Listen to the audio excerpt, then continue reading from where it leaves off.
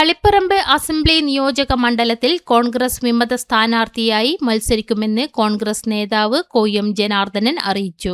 നാളെ നാമനിർദ്ദേശ പത്രിക സമർപ്പിക്കുമെന്നും അദ്ദേഹം പറഞ്ഞു. ടി.കെ. ഗോവിന്ദൻ CPM വിട്ട് എത്തിയ സാഹചര്യത്തിൽ അദ്ദേഹത്തെ UDF പിന്തുണക്കരുതെന്ന പ്രവർത്തകരുടെ വികാരം ശക്തമാകുന്നതിനിടയിലാണ് കോയം ജനാർദ്ദനൻ മത്സരിക്കാൻ തീരുമാനിച്ചത്. യൂത്ത് കോൺഗ്രസ് ബ്ലോക്ക് പ്രസിഡന്റ്, ജില്ലാ സെക്രട്ടറി, DCC സെക്രട്ടറി എന്നീ നിലകളിൽ പ്രവർത്തിച്ചിട്ടുള്ള അദ്ദേഹം ഇപ്പോൾ KPCC അംഗമാണ്. മണ്ഡലത്തിൽ പ്രവർത്തന സ്വാധീനമുള്ള നേതാവായതിനാൽ കോൺഗ്രസ് സ്ഥാനാർത്ഥിയെ തന്നെ നിർത്തി മത്സരിപ്പിക്കണമെന്നാണ് പ്രവർത്തകരുടെ ആവശ്യം. ഈ അവസരം UDF ഉപയോഗപ്പെടുത്തുകയാണെങ്കിൽ തളിപ്പറമ്പിൽ വലിയ മുന്നേറ്റം സാധ്യമാകുമെന്ന് പ്രവർത്തകർ പറയുന്നു. എന്നാൽ ടി.കെ. ഗോവിന്ദനെ പിന്തുണച്ചാൽ ഫലം തിരിച്ചടിയാകുമെന്ന ആശങ്കയും ഉയർന്നിട്ടുണ്ട്. ഇതിനിടെ യൂത്ത് കോൺഗ്രസ്, യൂത്ത് ലീഗ് നേതൃത്വങ്ങളും ഗോവിന്ദനെ പിന്തുണക്കാനുള്ള നീക്കത്തിനെതിരെ രംഗത്തെത്തിയിരിക്കുകയാണ്. ഞാൻ തളിപ്പറമ്പിൽ നാളെ 12 മണിക്ക് നോമിനേഷൻ കൊടുക്കാൻ, സ്ഥാനാർത്ഥിയായി നോമിനേഷൻ കൊടുക്കാൻ തീരുമാനിച്ചിരിക്കുകയാണ്.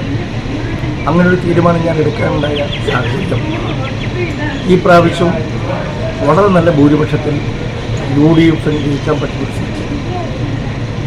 ഒരു 10-25,000-ഓളം വോട്ടുകൾക്ക് അതൊരു വാക്കായി മാത്രം പറയുന്നില്ല.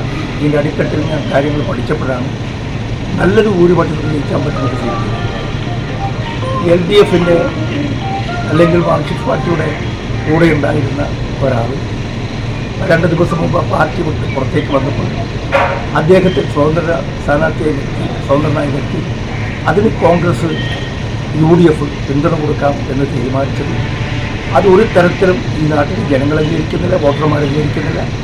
അതുകൊണ്ട് തന്നെയാണ് അവരുടെ നിർബന്ധം, അവരുടെ ആവശ്യപ്പെട്ടതനുസരിച്ച്, അവരുടെ താല്പര്യങ്ങൾക്കനുസരിച്ച് ആണ് ഞാൻ നാളെ നോമിനേഷൻ കൊടുക്കാതെ. ആരെങ്കിലും ഇതുപോലെ നടപടികൾക്കൊരു പ്രതികരണം ആരുടെയെങ്കിലും ഭാഗത്ത് ഉണ്ടാവണം എന്ന് ഉദ്ദേശിച്ചുകൊണ്ടാണ് ഞാൻ ഈ തീരുമാനമായിട്ട് മുന്നോട്ട് പോകുന്നത്. ഈ തീരുമാനത്തിൽ മാറ്റമില്ല. എന്തായാലും ജയിക്കാൻ കഴിയുന്ന രീതിയിലാണ് എൻ്റെ പ്രവർത്തനം മുന്നോട്ട് കൊണ്ടുപോകാൻ ഞാൻ ആഗ്രഹിക്കുന്നത്. എൻ്റെ കൂടെ ജനങ്ങളുണ്ടാവും, വോട്ടർമാരുണ്ടാവും. ഇവിടെ വിജയിക്കണമെന്നില്ല. തളിപ്പറമ്പിൻ്റെ ഇത്രയും കാലത്തെ രാഷ്ട്രീയ സാഹചര്യങ്ങൾ ഒരു മാറ്റിമറിക്കൽ ഒരുപക്ഷെ ഇവിടെ ഉണ്ടാവാൻ സാധ്യതയുണ്ട്. ആ രീതിയിൽ പ്രവർത്തനങ്ങൾ മുന്നോട്ട് പോകുന്ന ജനങ്ങൾ ഞങ്ങളുടെ കൂടെ ഉണ്ട്.